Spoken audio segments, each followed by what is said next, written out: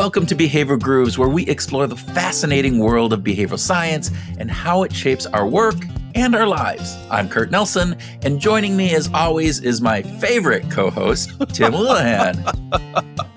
Okay.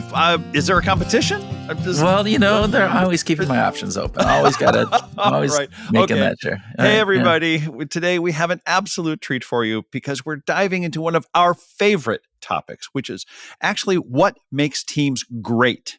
Not mythically great, not Silicon Valley offsite great, but real, sustainable, high-performing great. And we're not talking about groups of super talented individuals, but real teams that create real magic when they work together. Yeah, that's right, Tim. We had an absolutely energizing conversation with our guest today. She came online with energy, expertise, and let's be honest, Tim, she kept us on our toes from the moment that she said hello. Yeah, Kurt's referencing our guest today, Vanessa Druskat, and she's a professor at the University of New Hampshire's Business School, and she's the author of The Emotionally Intelligent Team, Building Collaborative Groups That Outperform the Rest. Yeah. Now, Vanessa comes with some very serious credentials. She studied under the legendary David McClellan, a psychologist who basically invented competency-based hiring and actually wrote one of the foundational books on motivation back in the 1990s. Woo! Yeah. Shout out to David. And Vanessa also was in grad school with Amy Edmondson, the powerful leader of the psychological safety movement and professor at Harvard, I believe. Yeah, pretty amazing. And Vanessa is a star in her own right. She doesn't just theorize about teams. She actually goes into manufacturing plants and big corporate offices, and she spends months observing and videotaping teams to figure out what separates the great ones from just the average ones. For instance, in one company, the excellent teams that she studied made $9.8 million more per year than the average teams. Same tasks, same equipment, very different results. Yeah, and here's the kicker on that, Tim, is that she found in her research that it's not about building a team with just A-plus individuals on it.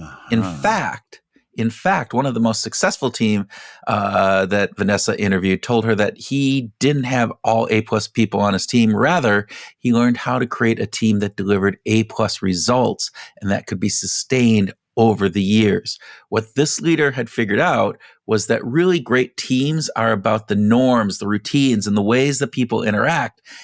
That's what makes all the difference. Yeah, her work reveals that it's about emotionally intelligent leaders. Vanessa reminds us that psychological safety isn't just about the leader saying, this is a safe place. There's a lot more to it, and we're going to discuss that with her. Yeah, and here's a great tip. The most underrated leadership tool in the toolbox just might be, are you ready for this, Tim? Okay. You ready? Spring it on me. Optimism. Optimism. I love hearing that. Optimism is definitely underrated. Okay. So, all right. That said, she's got a serious beef with leadership development industry that we talked about and, lots of other just fantastic and great insights. So sit back with a strong pour of real emotional leadership and join our conversation with one of the foremost experts on what really makes teams tick.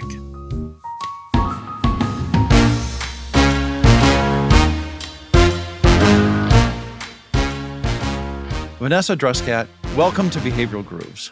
Thank you so much for having me on Behavioral Grooves. I appreciate it. It's a pleasure. It's just absolutely a pleasure to have you here. And we're going to get started with our world-famous speed round. And the first question is, would you rather learn a new instrument or a new language?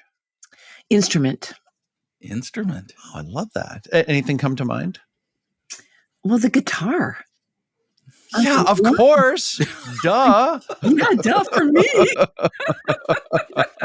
I would love. Oh, the other one I would really love are the drums. Oh, okay. Wow. Yeah, if I could, in another lifetime, I actually want to be a drummer. But I think guitar first, then drums. Okay. Yeah. You've just made a big hero of yourself for Tim because he's a guitarist and he loves anybody. He loves anybody that likes what he likes. There you go. Yeah, no, we all good. I'm tribal. Yeah. Vanessa, are you a coffee person or a tea person? Oh, coffee, strong coffee with milk.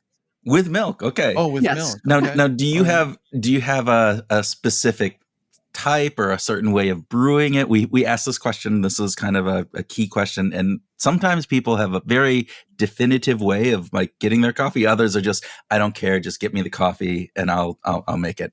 Well, I will tell you a secret, which is that my partner brings me coffee in bed every morning. Yes. Wow. Yes. Lucky you. I know. Can you believe it? And he's a Wow. real coffee, a picky coffee guy, whatever you call that. And so it's just phenomenal. He's very picky. So I never have to worry about it because he's way more picky than I am. He'll find when we're traveling, he'll insist on finding the great coffee places. That's awesome. We had was it Mike Norton who talked about rituals, Tim, that we had on the phone or on the podcast? He talked about, there was a ritual that people sometimes have, which is, the husband would make coffee for somebody, bring it up to them, very, very particular, and bring it to them in bed. So maybe he was talking about you. Yeah. Yeah. I'm so lucky. I'm so lucky. Yeah. Because I love good coffee. Okay. Wow. Okay. Okay. Third speed round question. Is the effectiveness of a team 100% based on emotional intelligence of the team members? No. Good. No. We are going to talk about that. Yes. Yes. Yeah. So hold off on editorializing because we're definitely going to come back to that. Okay. All right. Kurt? And the last of our speed round questions, again, pulling something from your book here. Is it true that one person on a team can act in a way that destroys the whole emotional safety and productivity of that team? Yes. Yes. Let's talk. Emotion is contagious. Yeah. Yes. Ooh, emotion is contagious. I love that. Yeah. Maybe we should just start right there. Yeah. Well, actually, we're here talking with Vanessa about her new book, The Emotional Intelligent Team, Building Collaborative Groups That Outperform the Rest of Us. And so I want to start with, I think most of our listeners are probably aware about emotional intelligence, at least on the individual level, but you talk about team emotional intelligence. So can you just quickly give a brief overview of what's the difference and how is it similar and how is it different? Sure. So we all know that individual emotional intelligence is about awareness and management of emotions. So it's really focused on the individual, my own awareness and managing my own emotion and interacting with someone else. I have long argued that being an individually emotionally intelligent person doesn't do you much good in a team, because what predicts behavior in teams are routines, normative routines, the way we do it here. So if in the process we skip people, we listen to some people more, the informal leaders don't care about relationships, don't care about empathy, then you never get to use your emotional intelligence. So what I argue and what I have shown in my research is that the environment that you create has to be an emotionally intelligent one, in the sense that it builds trust and psychological safety, and it leads to, really good collaborative interactions. And I can tell you how it does that, but I'll stop right there and, how you build that. But you can create an environment. And I learned about it by studying a lot of great teams that did it. I learned from them. Yeah. And we absolutely want to talk about that. But you brought up another really important term here, and that is psychological safety. Yes. That a lot of people have heard about, but might not be really familiar with or exactly what it means, especially in a corporate work environment. Can you help us understand what psychological safety is and its relationship to emotional intelligence? Yes, absolutely. So psychological safety is about feeling that you can say whatever you want. You can speak up, be your authentic self without any kind of repercussions. And Amy Edmondson, the person who made this concept quite famous, did a lot of work in hospitals early on, and found that, nursing, groups of nurses and in with surgeons and all kinds of things, if they didn't feel safe, they couldn't speak up and point out errors. And sometimes, you might think there's an error, right? And you might be wrong, but speaking up is so useful nevertheless. So she was very concerned with safety. The other thing that she learned is that in some environments, sometimes the best teams had the most safety infractions. And the reason was they were able to talk about them, whereas people didn't bring up those negative things in the worst team. So anyway, psychological safety is about that kind of environment. And what was? And how does this? Yeah. So give us the connective tissue then to emotional intelligence. Sure. So, the big question around psychological safety really is how does it come about? We consider psychological safety an emergent state, which means the feeling of safety comes from something, right? What does it come from? And so my argument and what my research shows is that it comes from routines and habits that make the team a safe environment, right? So I can give you a couple of examples. In an environment where we get to know one another a little bit, okay? So the better I know you, Tim or Kurt, the more comfortable I am being myself with you. And so there's a lot of leaders out there who don't spend time getting to know one another. And, my mentor actually studied airplanes and, the crew in the airplane and whether or not they spent any time getting to know one another before they went up in flight. And it turns out that if they did, then people were more likely to speak up, right? So anyway, basic thing first is getting to know one another. Another one is how you communicate support and respect to one another. And we find that these are routines in teams, and you can build those routines and it's going to lead to a safer environment. So we call those routines emotionally intelligent routines because they meet the emotional needs of team members. We have an emotional need to feel known. We have an emotional need to feel valued and respected. And if you can help me meet those needs at least some of the time, right? I mean, perfection's not the goal here. You are going to build a safer environment. And so that's what our research has been on. It has been, creating that foundational environment that enables these emergent states that create better interactions. Yeah, I found that really interesting. And you point out that psychological safety has been around for a while and people have talked about it. But, from a leadership development perspective, it hasn't really necessarily been how do you build the culture or the team environment that allows that. And I think what you're talking about here is that these are the drivers to creating that type of culture within your team in order to have psychological safety. Is that right? Yes, absolutely. Absolutely. And let me just say, you're always going to have some really courageous people in your team will just speak up anywhere, right? Yeah. But what we're talking about here is creating an environment where that's going to happen more often than not among people in your team. Yes, yeah. And so I can add one more piece to that, which is that, of course, the team leader is critical in that. Yeah. But far too often we assume that the leader can just say, "Okay, this is a safe environment." I remember. And I read about this in the book, working with this one leader. I was coaching his team. Great story. Yeah, and he had this big sign on his wall that said, this is psychologically safe environment. And boom, done, over. Done, yep. Right.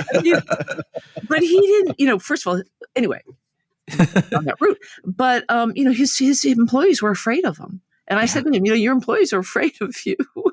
I think, by the way, I think I may talk about this person as a woman in my book. I can't remember. I had to mask everybody. So forgive me if I've changed the gender of the stories or the locations. So anyway, back to this point. Yes, the leader has a huge impact on it. But what you really want is to create it among team member interactions. So the safety, if I'm going to speak up, let's say the three of us are a team and I'm going to say something that could get Kurt in trouble, right? Because that was Kurt's job, right? He was the surgeon on this. And maybe he's not the leader. Then I need to feel safe among the whole team. It's not really just about the team, the leader and my relationship. And the leader can't say things that make it a safe environment. It's got to be about the interactions within the environment that create that kind of safety. At least that's been my finding. Yeah. So give us an example of what, can you speak more specifically about a habit or a routine that a leader could bring to a team that helps to cultivate this sense of emotional intelligence that could lead to psychological safety? Sure. Well, the most obvious and actually the most impactful is something that I just mentioned a minute ago, which is really getting to know one another. And so I'm going to give you an example that I just heard from a former doctoral student of mine who works with teams. And he told me that one of the things he does when he launches a new team is that he gives every person in the team 7 minutes to tell their story. And so why does that matter? Well, feeling a sense of belonging and acceptance in a team requires feeling known. And so anyway, that it has to be a ritual. You have to do more often than not the 7 minutes, but having opportunities to get to know one another. But anyway, you can imagine why 7 minutes? Well, it's just long enough that we begin to peel the onion layer of finding out who people are, what you bring, the way you talk about things, what you focus on, what you notice. A little bit about your background lets me know what the expertise that you bring to the team so that we can use it later on. So anyway, that peeling the layer of who the people are in the team, I find to be the most important norm you can build. But the other one is just simply norms of listening, norms of and attending to one another. So let me tell you a story that I. One of the companies we did a lot of research in was Johnson & Johnson Pharmaceuticals. And we were studying their drug development teams. And so there was this one leader, when I'm in there in organizations, I'm interviewing, I'm videotaping, I'm observing. I don't know who's the outstanding team, which members are, which team is outstanding or which team is averaged until later. So I just interview and learn. And then later I find out. But anyway, this one particular leader, he met virtually, the team met virtually. And I said, so do the people on your team multitask during your calls? And he said, oh, no. And I said, oh, well, why not? Well, we made that a norm. Nobody's going to multitask. I said, okay. So then I went out and I was able to talk to all the team members. And I said the same thing to them. And they said, oh, no, I multitask on all my other calls, but not on this team's call. Oh, wow. We pay attention to one another. We're super efficient. And we get a lot done during those meetings. So here, the guy created a norm. He got agreement from everyone. The meetings were more efficient given this norm, right? And one of the things that we know is that the way we treat one another, the demonstration of listening and respect seems to matter more online than when you're meeting face to face. So I can see you in your little square. I can see the two of you. I can see you when you're thinking. I can see you when you're looking over to check your notes. I can see you, whatever. But mostly I can see the two of you really closely paying attention to me, which is a gift. That's a sign of respect, right? And when we do that for one another on the team, we build more safety. We build more. It becomes a more emotionally intelligent team. Our interactions become more emotionally intelligent. Well, in the book, you outline 9 different norms, and you cluster them into 3 kind of big areas. And you've talked about a couple now. Is there when you think about how did you come up with these norms first off? How did you discover them? And then talk a little bit about how you clustered them and why the clusters are important. Yeah, great questions.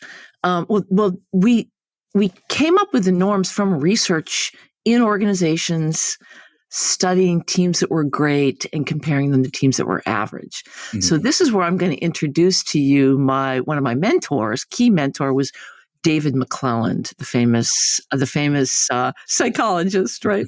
We love David. Yes, David was amazing. Quite an interesting guy. All the students would get together. Does he treat you like this? Yeah. That's just how he would. Like with any a mentor, because he was kind of quiet. Like he barely said anything good. And when he did, you were like, "Wow, he likes what he's doing." But anyway, he was the first person to say we need to stop using the IQ test. This will date him and it'll date me as well. We need to stop using the IQ test. So he said, people said, well, what are we going to do to hire people? And he said, well, you got to go in and you've got to find people who are good at the job and people who are just, okay at the job, and find out the difference. So the first group he did that with were these foreign service workers, which, by the way, that's still the title of their jobs. They're diplomats, people who go overseas. Well, IQ didn't predict who was successful, but what did was whether they listened, whether they were curious about cultures, whether they went in asking questions rather than assuming they had the answers. Those were key, what he called competencies that you could hire for, and more importantly, you could train for. Okay. And so anyway, he was quite famous for that work. And when I first met him, for some reason he liked me. So I kept going back to his office. And I said, look, David, I want to do your kind of work with teams. I want to go in and I want to study the great teams and the average teams and find out what they do differently.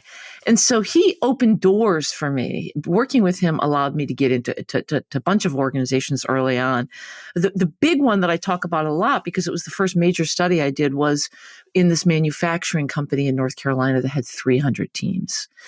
And so we collected all kinds of performance data. And we collected nominations from leaders and from team members. And then David selected a group of really, truly outstanding, like the tippity top best teams in that plant. And then an average. They scored average on all these performance criteria. And then I went in and I spent a couple of months just interacting. And that's when the first model was built. And what we found were that the differences were not everyone. I asked everyone at the start, including everyone that worked for David in his consulting firm, what do you think I'm going to find? Oh, this is the irony, is everybody said, oh, you're going to find that the best teams had the cognitively superior people. You're going to find, and I kept thinking, oh, I'm not sure about that. So anyway, everybody assumes that there's this. Not so sure about that. Individuals. And sure enough, that didn't matter. What mattered were these interactions, these patterns of interactions that were just so evident on videotapes and so evident in observations. And when they talked about how I had them do critical incident interviews where I would say, tell me about a time when your team solved a problem. And I would have them come up, they would identify the problem, and then they would just say, well, then we did this, then we did this, then we put our heads together, then we did this. And so you basically, all that data allowed me to come up with the very first model. Anyway, I'm going out too long on that, but I could talk about it. That's and good. that was the first model. And then and by the way, that was quite a long time ago. And each of those excellent teams made $9.8 million per year for their firm than the average teams. Oh my gosh. And that was a lot of money in the time. It's still a lot of money. But they're doing the same tasks. I mean, we control for the quality of the machinery. And it's just by the way they did their tasks, by the way they interacted. And back to these 9 norms, which I can, we started off with a bigger level of norms. But anyway, I can talk more about the norms. But when then we said, okay, well, these are norms we can teach. And so years later, when we felt comfortable, we went out into the world and we started teaching these norms to teams. And lo and behold, had huge impact. What I find particularly interesting about this, Vanessa, is that every company is going to have sort of their own performance metrics. Yes. Right? They're going to say, well, this is important to us. This is our culture, or this is our business model. And yet you could identify high-performing teams on whatever sort of metrics they had internally. Yes. And then say, but these are the roots of what actually makes them successful. Yes. I think that's one of the most fascinating parts of your work. Yes, thank you for saying that, Tim, because that's exactly what we were aiming at. We wanted to find out what was going, kind of like below the soil. So we know trust matters, we know commitment matters, we know these goals matter, but what's beneath the soil that is enabling these teams, which we felt wasn't out there, and certainly wasn't out there for leaders to use. I've always wanted to be useful to leaders. Believe it or not, I want better teams. We're cut from the same cloth. Kurt and I are all about application, and it's not, theory is great, but boy, practicality is another thing.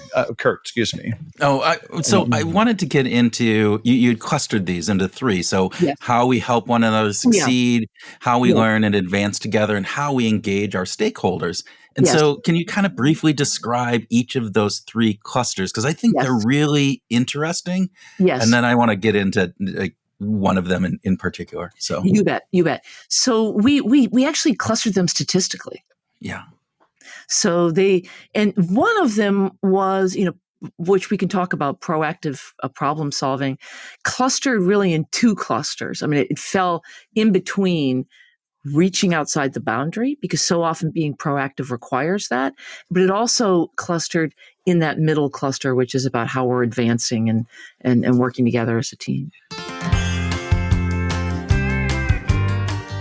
Hey Groovers, we want to take a moment away from our conversation to thank you for listening to Behavioral Grooves. If you enjoy the conversations we're having and want to help us keep the groove going, here are a few simple ways that you can support the show. First off, subscribing to our Substack is a great way to stay connected with us between episodes. The weekly newsletter provides you with cool insights that are beyond the episodes, and they get delivered straight to your inbox. And if you haven't already, leaving a review or a rating of the podcast on a platform like Apple or Spotify or YouTube helps other curious minds discover us. And there's two great things about that. One, it gives us a boost, and two, it costs nothing. And it only takes a second, but it makes a huge difference for us. Plus, we love hearing from you, so don't be shy. Leave us a review or give us a quick thumbs up. We're coming up on 500 episodes, and we're doing this because we love the conversations we have with our guests. Yeah, we also want to do it because we love bringing you insightful, behavior-changing content every week, and we hope that some of those insights will help you find your groove. So help our listeners understand, because this is the one I found really fascinating, is how we engage our stakeholders. Because you often think about teams as, all right, we're working together. We're working, how do we work together? And I think this goes beyond that. And so you're talking a little bit about some of the norms and the routines that they say about how you work outside of your team. Am I getting that correct? Absolutely. Yes. Do you want me to talk about that? Or can you talk a little bit about why that's important and my goodness. What that, because I think, again, if I worked with a lot of leaders, and leaders do focus in on their team members and how we work together, but not necessarily saying, as a team, here's how we need to engage outside of our team. Sure. So there's a couple of reasons I think this makes such a difference. One is that it provides data that helps the team make good priorities. So let's define what the two norms are first. So one norm is about going out and building your awareness of what's happening outside the team. Yeah. So, and this can just require visiting certain people or bringing in, your boss's boss to come in for a 15-minute conversation. How does our work affect you? What's keeping you up at night? And just engaging in those kinds of conversations to bring information in. And so let's talk about why that matters. It matters because first, you can think more strategically with it. Second, you notice where you're making a difference. So there's a motivational aspect to it, right? And third, you're beginning to build relationships, which is the second norm in this model. So we split these two. Statistically, they fell into two different buckets. One is about, again, awareness, building your awareness of what's going on. And the other is about sort of tactical actions you do to continually build relationships with those stakeholders so that when you need them, they're there, right? You can get things from them, get resources.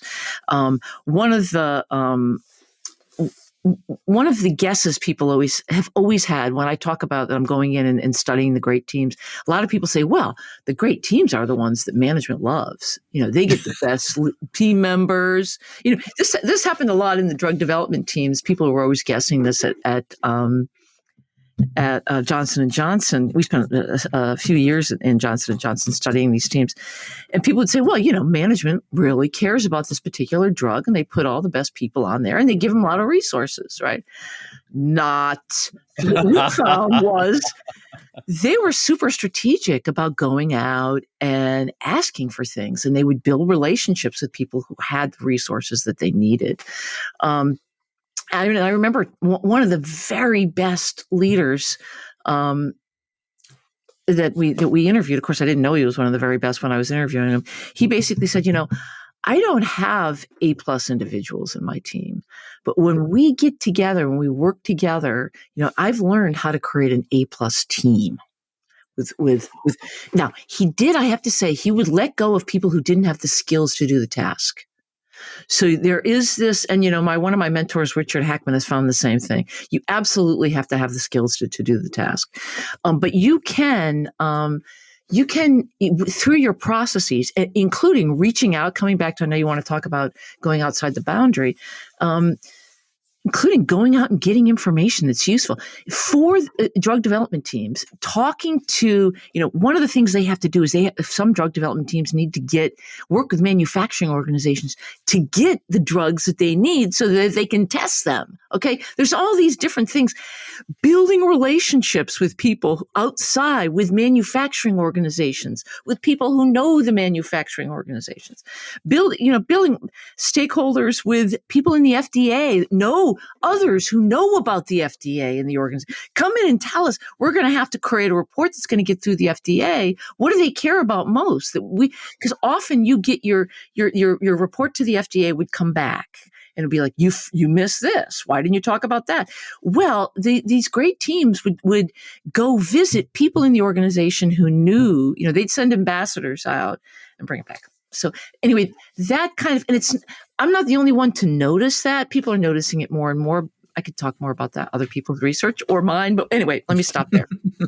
Well, let me ask you this: if you've got a beef with leadership, what is it? What is it that leaders are getting wrong? Well, I actually don't have two things I'll say here. First, leaders have to realize that their team members are emotional beings with emotional needs. And I'm going to tell you what those emotional needs are in just a second. But my real beef is with the leadership development industry that keeps focusing on perfecting the individual, teaching you skills that are either, making you more self-aware, who you are, what you care about, or making you excellent in your interpersonal interactions. Those matter greatly. And I focus on those when I work with leaders. But it's not enough. Mm-hmm. You have to teach leaders how to create, how to work well with their microphone. How you work with one another, how your team members, you have to teach them how to create norms and routines that build useful interactions among the team members. And that's super important. So one of my beefs is with that. So let me stop there and ask you for a follow-up, because I can say a lot more about any area there. Well, I wanted to get into this piece, right? It's so that instead of focus on individuals, it's focusing in on teamworks. Yeah. And we asked at the very beginning in one of the speed round questions, this idea that, all right, you can't just have a team of emotionally intelligent individuals. You have to work as a team. Why is it that, the team part is the individual part is not sufficient in order to make a good team? Yes. Well, it comes down to what influences behavior. Okay. And behavior, our human behavior is a function of both who you are and the skills you've got and your values and your personality and the environment you're in. So the environment you're in influences those pieces of your personality and skills that you use. All right. And so far too often, interventions that build the emotional intelligence of individuals in the team don't have impact because the routines, the situation is not one that enables people to use those skills. And so unfortunately, and I'll tell you, social psychologists, I'm a social psychologist by training, social and organizational psychology, but social psychologists have argued for 6 decades that you have to recognize that behavior is a function of the situation as well. Don't perfect the individual. Don't only look at the individual. Notice the routine interactions. So at this point, what I want to do is I want to come back to telling you what the social needs are of people when they enter a team that need to be met in order for a team to become emotionally intelligent. It really impacts people's behavior. So this is work that's been done by social psychologists like Susan Fiske, who's at Princeton. And she's a very famous social psychologist. And she and others, Roy Baumeister, have constantly argued that the most important need that we have is this need to belong. It's a social need that we have. It's an innate need. And the need is to feel accepted for who we are, right? To be known, understood, valued. And the need, as best we can tell, the need emerged when we lived in tribes. Because if you couldn't fit in, if you couldn't find a way to fit in, and you couldn't belong, you were basically dead because they had strong norms in these tribes and you were kicked out. So Joseph Henrich, who's a social anthropologist at Harvard, has a huge set of information, research looking at what happened in tribes when you couldn't fit in. These people were dead, right? So everyone had a healthy need to constantly check in and make sure that they were doing what they needed to do to belong. Okay, so we still have that. And I could tell you plenty of research studies. We could talk about it in depth. And when I give talks, I often talk about these interesting studies that just shows how innate this need is. Okay, but let me talk about the needs that meet that need. Okay. It's not only about feeling valued and supported. That's short-lived. That could happen for a day. What I also need is I need to feel that I have a sense of control, a sense of power in this team, that I can influence you. All right. So when I know that my voice matters and my ideas and my information, my expertise gets used in the team, it tells me that my belongingness is secure. All right. So the first need is about being valued and recognized and known. The second is about being, knowing that my needs are that I'm empowered in that team and that my information is used. I have some sense of control. And then the third one is a bizarre one. It's hard for me to explain this, but it's about needing to feel part of the conversation. Needing to be able to ask dumb questions. So needing to build a shared sense of understanding.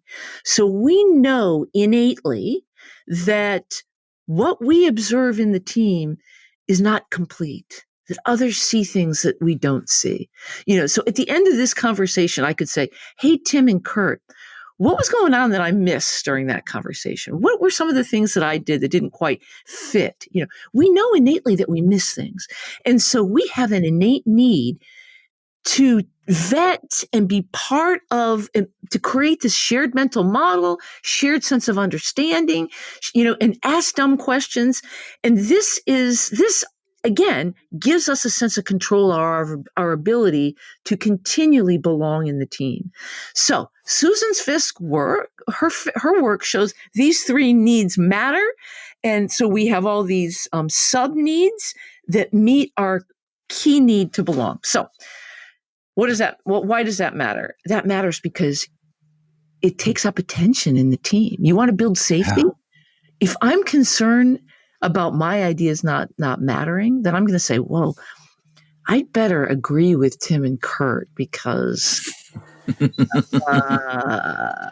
looks like I could be, I'm not really all that respected, or my ideas don't make a difference here. So you're going to agree, or I'm not going to say something that could hurt Tim because, and this is all basically an unconscious process.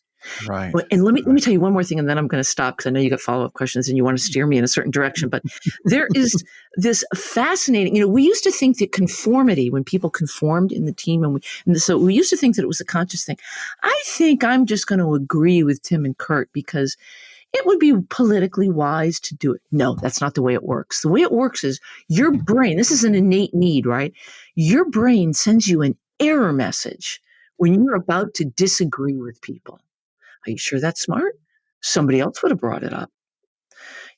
We now know through, social neuroscience that in a team, you have to overcome. And this is, again, back to the norms that create psychological safety. People get an error message before they share those ideas. Should I really bring this up to the pilot? Should I really bring this up to the surgeon? Should I really bring this up to my team? Somebody else would have mentioned it, and anyway, let me stop there. I'm sorry. It's so fascinating to me. We don't know this. where it's fascinating to us too. It's totally fascinating to us.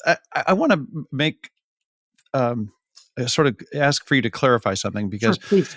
a lot of corporate teams today are not teams in the sense of my output on the team becomes someone else's input on that same team. Yes. Oftentimes they're work groups where we're all designers, we're all something, then all of our output goes to other teams to become an input for them. Right. And your thesis is that it doesn't matter, right? That Yes. basically. So let me say this: the more, the word that we use in the field, which is a silly word, but it's called interdependence, which basically Mm-hmm. we need Yes. one another. We need one another to complete our task. The more interdependent you are, the more you need these norms, right? The more deeply you need them. But my thesis is that if you want to build a culture of belonging where people feel good, feel supported, you can have, sort of norms light. Yeah.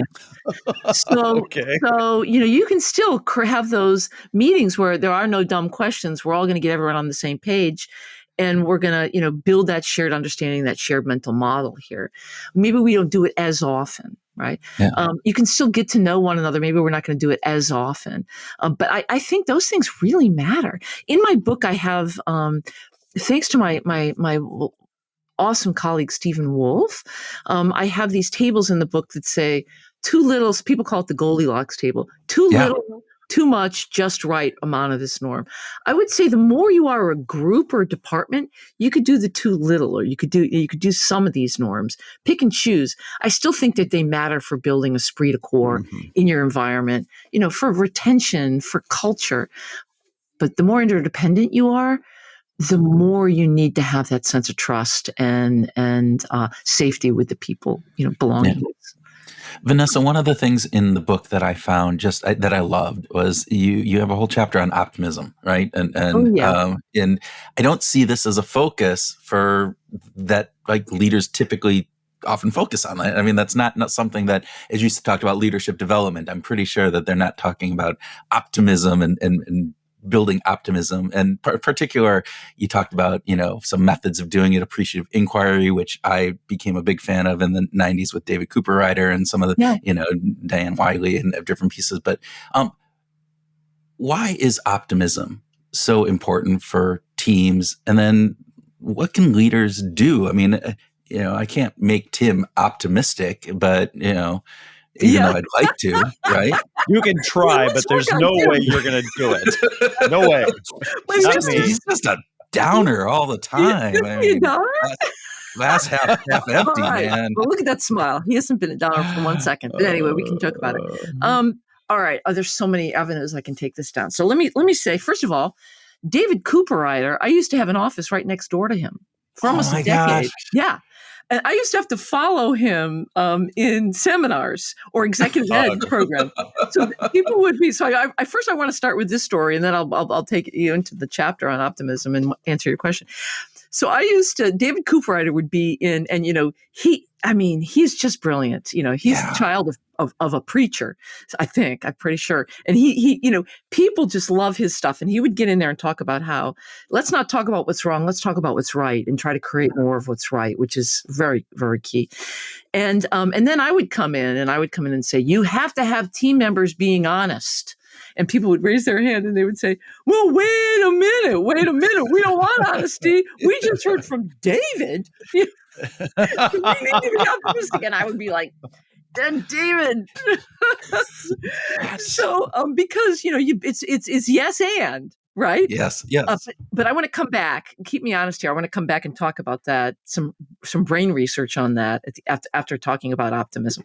So anyway, when I came to that chapter, optimism came out in our research over and over again, that these great teams would build optimism, build hope, build,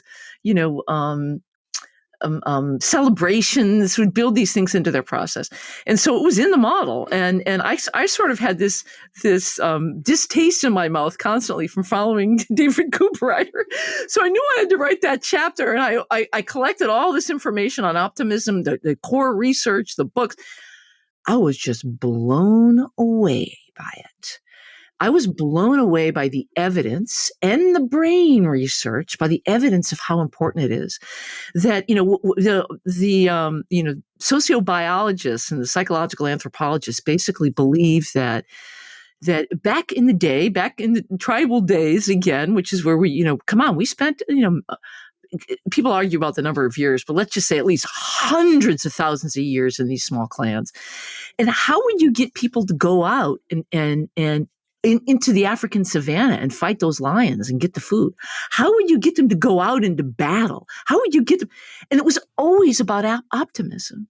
And it was always about hope, which is what's on the other side of this. And we can do it when we work together and this kind of thing.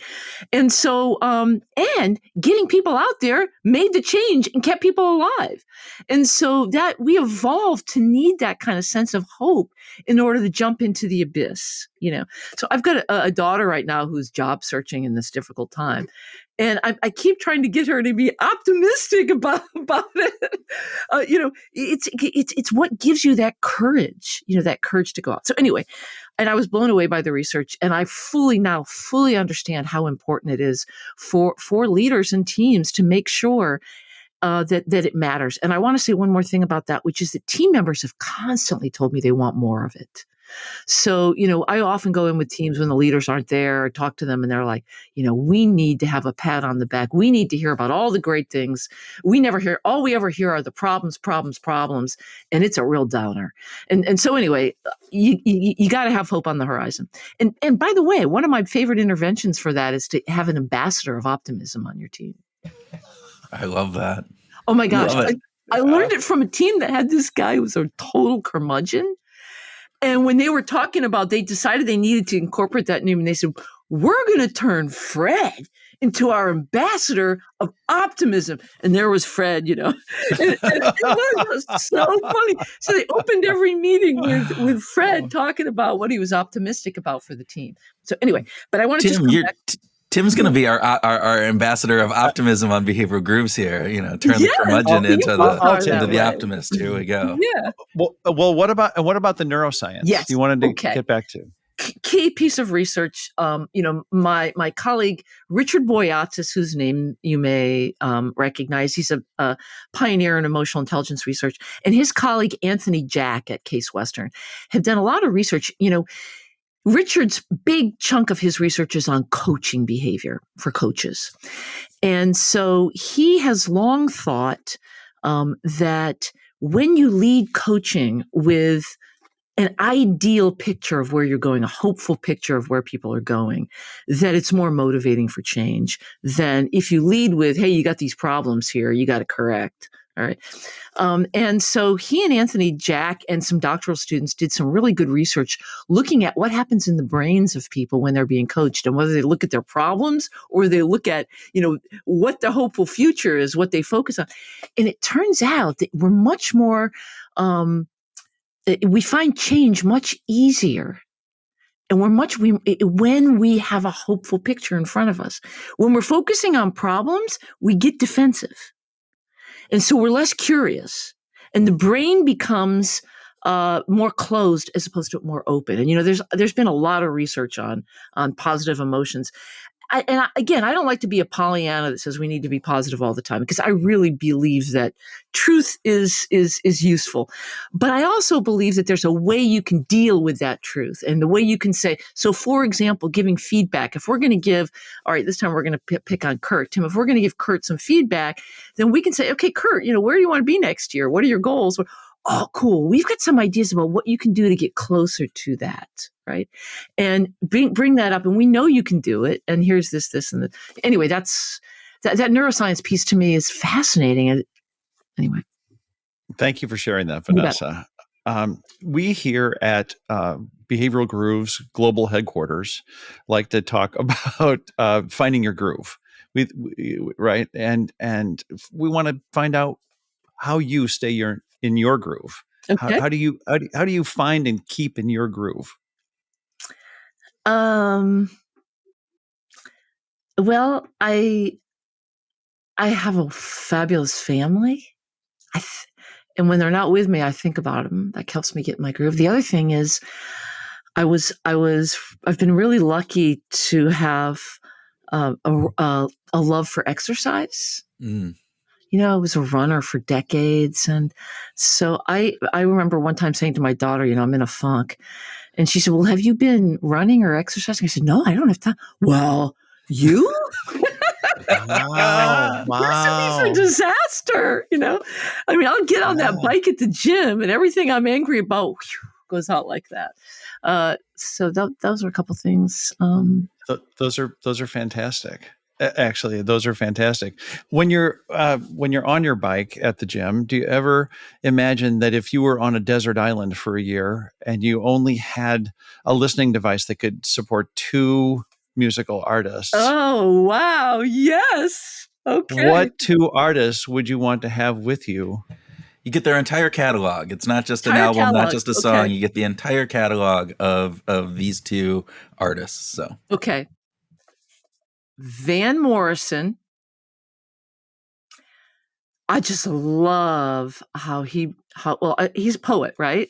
I love his poetry and I love the way he brings in these instruments and he gets people around him that are just stellar trumpet players, saxophone players, guitarists. He just has people around him that are attracted to him because he's such a great poet. So he's one. And the other one would be John Prine. Are you familiar with John Prine? Love John Prine. He's a storyteller. Yeah. I would just listen to his stories and I would say a fantastic psychologist. Yes. Like he understood how to tell a story in a way that not just draws you in, but has some point about it. Yes. Like there's some meaningful thing. Even silly songs like Dear Abby. Yeah. There's this point about what it's like to think about these problems in your life and kind of recast them. Yes. Yes. So a philosopher to a certain degree there, Tim. To some degree. Yeah. I think probably both of those artists are philosophers.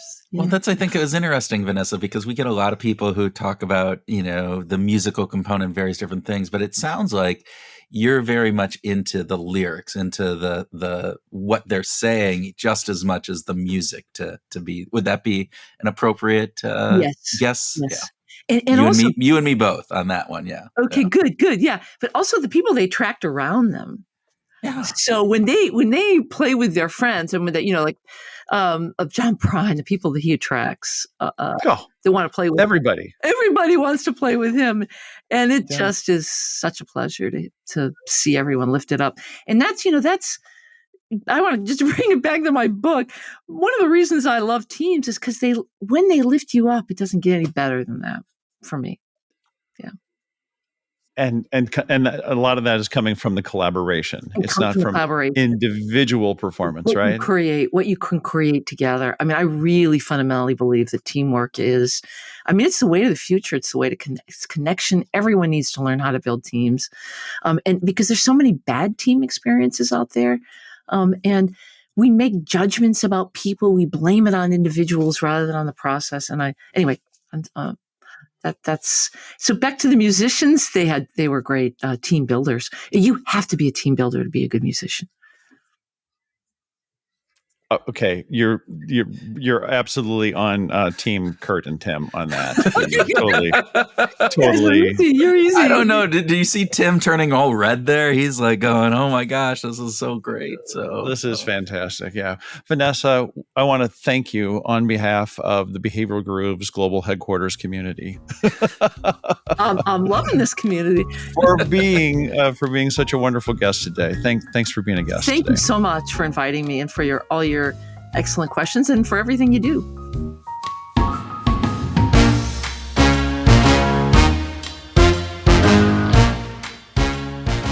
Welcome to our grooving session where Tim and I share ideas on what we learned from our discussion with Vanessa, have a free-flowing conversation, and groove on whatever else comes into our emotionally intelligent brains. Well, mine, at least. Yours. The intelligent part is a little... Very shaky. No, not little. It very. Yeah, let's just name it. I'm joking. I don't want all these people emailing us going, "Kurt, be nicer to Tim." No, we're joking. Tim is much more intelligent than I am. Yeah. Now you're joking. Now that's not saying much, but it is true. So there you go. Okay, so yeah, emotionally intelligent brains. I mean, we have the ability, right? We all have the ability to have some kind of emotional intelligence. And I loved how Vanessa talked about, it starts, good psychological safety starts with emotionally intelligent leaders. It's understanding. It's being able. Who did we talk to? Reading the room, right, or the tea leaves. There's an aspect of this that comes down to how good are you as a leader to understand the other people on your team, their emotional states, how the situation is playing out. There are a number of those factors that really are important for leaders to be emotionally intelligent. And it starts with being able to observe and to understand the situation that's going on. Awareness. Yeah. Awareness. And when it comes to emotional intelligence, that is half the battle right there, right? I mean, it's not a G.I. Joe fallacy like Laurie Santos talks about in so many behavioral things. But when it comes to emotional intelligence, you got to start with awareness. Okay, so what should we focus our grooving discussion on? Well, I think one of the big things, and we've talked about this in other situations as well, is that a team, an A+ team, as Vanessa says, isn't necessarily made up of just A+ team members. Yeah. That isn't the driver of making a team perform at an A+ level. Yeah. That is, in fact, sometimes a detriment to that. And you need to look at the norms. You need to look at the environment and the situation and how the team interacts with each other in order to really have a high performing team. Because we know that there's going to be variety of people on any given team, right? Teams are not completely homogenous, right? They're made up of individuals, and that's great. So having allowing for that variety is a really good thing, but figuring out how to harness it, I think, is the key. Now, I always go to basketball because I'm a huge basketball fan, right? Yes, you are. Yes. And this year, this is exactly what has happened to some teams. There is the Los Angeles Clippers, who have historically been, long ago, not that good a team, but over the past few years have been a really good team. They have a bunch of superstar players on their team, and they added to those superstar players over the offseason. They were expected to be one of the best teams because they have, you look at their team and who's on it, it is A+ players. Their entire starting lineup would be all-stars, right? So the expectation is they are going to be win it blowing all. it. Yeah. They're third from last place right now. Wow. They have they did not gel. Having all of these great players together on the team did not make a great team. And that is exactly what I think Vanessa is talking about. There are so many other factors that go into this, particularly around this emotional intelligence and how the team needs to be emotionally intelligent, the norms and the social contract that people have with each other, how they show up for each other, how they give up some of their piece in order to make sure that other people are performing at a better rate. All of that. Well, I think might be a good time to introduce a Kurt Lewin thing. What? Always a good time to bring in Kurt Lewin. But how we talked about context beats individual traits, right? And so in the workplace, if we've got that right gel, if we've got that right group of people who complement each other's skills, that's when you have the opportunity to really make things work, really advance as a team. And the other thing or another thing that comes to my mind when we talk about Vanessa's stuff is that they don't always. God, I'm tripping over my words here. But Vanessa emphasizes this idea that even the highly emotionally intelligent individuals don't always use their skills if the team norms suppress them. So there is sort of this negative aspect that the makeup of the team matters a great deal, and you can screw things up if the team or the leader doesn't really allow people to be themselves and use their And strengths. so what I'm hearing you say, Tim, is that the team dynamics, the norms, the expectations that the team has, how we show up for each other, can override an individual. So they could be an emotionally intelligent individual, but they are going to be suppressed given if that team doesn't have the right culture in order to allow that to blossom. And we've talked about this in the past, is you can have a fantastic, great team player, world class, number one, right? But that in and of itself doesn't necessarily change how the team works. Corollary, you can have a bad apple, and that bad apple can spoil the entire barrel, as Eugen Demott talks about, right? That's this idea that that emotional contagion is much worse when it is a negative contagion inside of the team as opposed to a positive contagion. Right. I think I'm thinking of the old Osmond brothers, Donny Osmond song, "One Bad Apple Don't Spoil the Whole Bunch, Girl," but he was wrong. He was wrong to say that. One bad apple does spoil the whole bunch. Right? Yes, Yeah. that's right. So I don't know. I think it's getting back to establishing good norms, right? The right rituals, listening, optimism.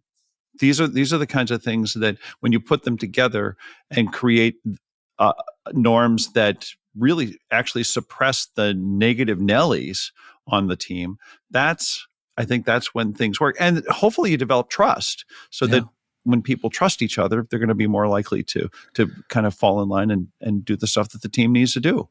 Yeah. You know, my nickname used to be Nelly, right? My last name Nelson. I was Nelly. So negative Nellies are always like, I'm like going, are you talking to me? You talking to me? I'm not negative. Anyway. Were you a negative Nelly? No. I've become more curmudgeon-y as I've gotten older, but when I was young, I was Mr. Optimism, man. So situation key. I mean, we've talked about this idea of Joshua Bell, Carnegie Mellon. He charges hundreds and hundreds of dollars to go see, put him in a subway, and people barely pay attention to him and throw him a quarter, right? So the situation that people are placed in, so that emotionally intelligent, fantastic, great player put in a bad situation of the team that can have that negative aspect.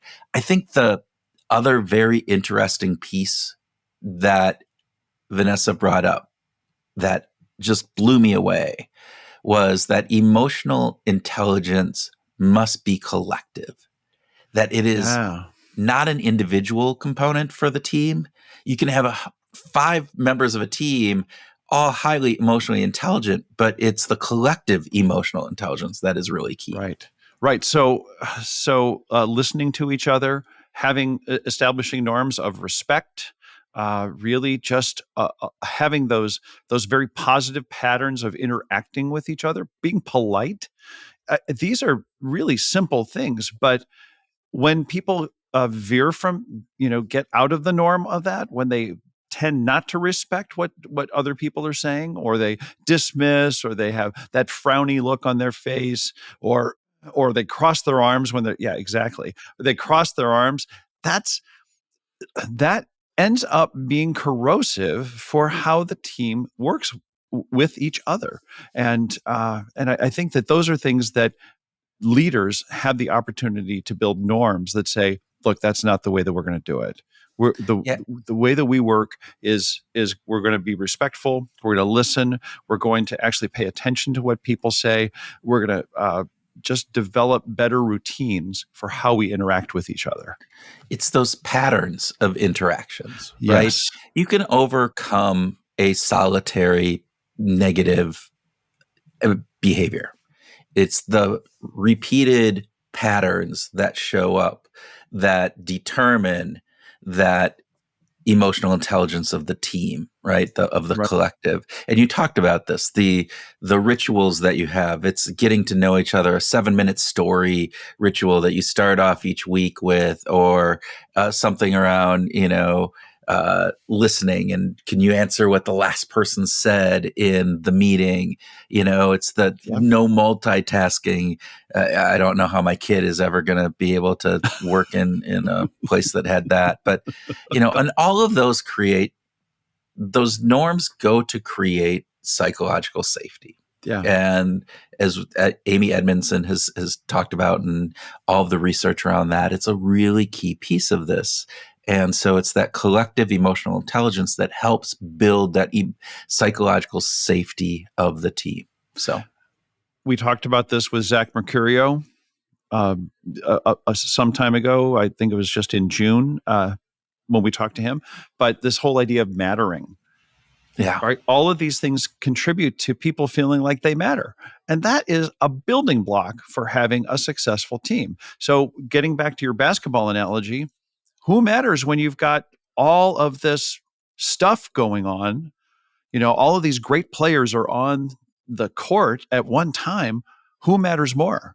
Like, how do you deal with that? And I'm not just talking about is that what it is? egos. It's about mattering. I know, but I think there's an aspect to it. There's a huge aspect of mattering. Like, your contribution is vital to the team. That's the idea, right? It's we wouldn't be able to be the team we are except for the fact that you're here, that we're not just recognizing your contributions. We're not even just appreciative of what you do, or what we're saying is that you matter as a key component of the work that we're doing. And without you, we would not be the same. And we don't like that. That makes something really powerful here. So I don't know, Tim. We done with our grooving on this? Yeah. I think we hit the main points here that matter to us. Yes. All right, Groover. So that's our take on A+ teams aren't built by stacking A+ individuals, right? That's what we're saying, and we agree with Vanessa on that. Instead, A+ teams are built by shaping the norms, the traditions that shape the team and help everyone contribute at their best. Yeah.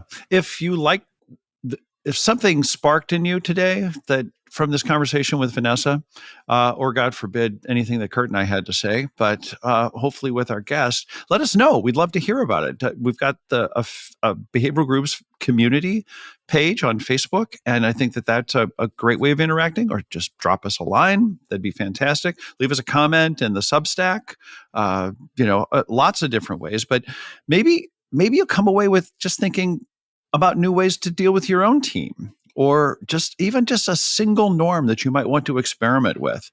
Yeah. What made you think, there's a cool idea here and I could give it a try? Share it with us. And if you want, you can hire Tim or me to come in and work with you to have these conversations and to actually do some behavioral science insight work, some auditing of your teams and how they work. I'm sure Vanessa would be available too, and we could work combined with Vanessa if need be, or you could get the cheaper version and hire me. Tim is the expensive one here. I'm the expensive Vanessa's probably one, even more expensive. So anyway, we really do hope that you were able to take something from Vanessa's insight this week as you go out and find your groove.